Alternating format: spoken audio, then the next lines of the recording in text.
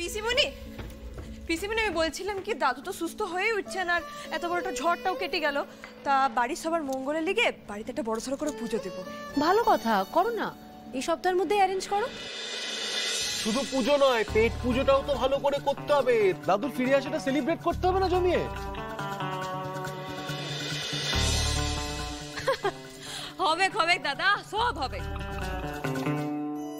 একেবারে ধুমধুমার করে পূজা, পেট পুজো, একেবারে নাচ গান সব হবে। না পারুল, সেই সুযোগ তো তুমি পাবে না। এতদিন ধরে বসে বসে এই বাড়ির অন্ন ধ্বংস করেছো, আর বাড়ির প্রত্যেকটা লোক মিলে তোমায় মাথায় তুলে নেচেছে। আমি তো আর সহ্য করব না পারুল।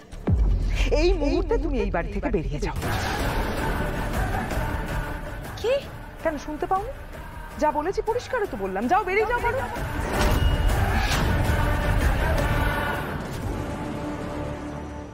বেরিয়ে যাও মানে? কোথায় বেরিয়ে যাবে?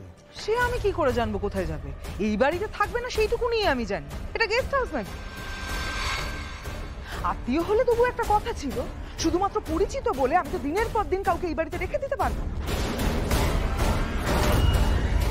বাবা বলেছেন বলে আমি সহ্য করেছিলাম এতদিন, কিন্তু বাবা তো এখন অসুস্থ, তাই না? আমি তো এই বাড়ির বড় বউ, বাবার অনুপস্থিতিতে আমি তো এই বাড়ির কর্ত্রী।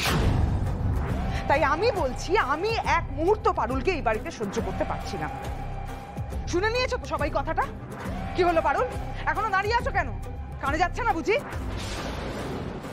হঠাৎ করে তোমার কি হলো বলো তো বড় বৌদি? কর্ত্রী হয়ে ওঠার শখ হঠাৎ জেগে উঠলো কেন? আর যখন উঠলোই তাও সেটা তুমি অ্যাপ্লাই করছো পারুলের ওপর। যে মেয়েটা সদ্য এই বাড়ির কর্তাকে ফিরিয়ে আনলো মৃত্যু মুখ থেকে, সেই মেয়েটাকে তুমি বলছো বাড়ি থেকে বেরিয়ে যেতে। মৌসুমী, তোমার মিনিমাম কৃতজ্ঞতা বোধটুকু নেই মেয়েটার প্রতি? হ্যাঁ আছে তো পারুল। পারুল, আমি তোমার প্রতি খুব কৃতজ্ঞ, অনেক অনেক ধন্যবাদ। যাও এবারে। কি হচ্ছে নাকি মৌসুমী? যা হওয়ার ছিল অনেকদিন আগেই সেটাই হচ্ছে। যে অধিকারের দাবি আমার অনেকদিন আগেই তোলা উচিত ছিল, যে বড় বউয়ের অধিকার, যে স্ত্রীর অধিকার, যে মায়ের অধিকার আমার অনেক দিন আগে করা উচিত ছিল, আমি করিনি, করতে পারিনি। তোমরা সবাই মিলে সেই দাবিকে দাবিয়ে রেখেছিলে, সেই দাবি করছি আমি আজকে।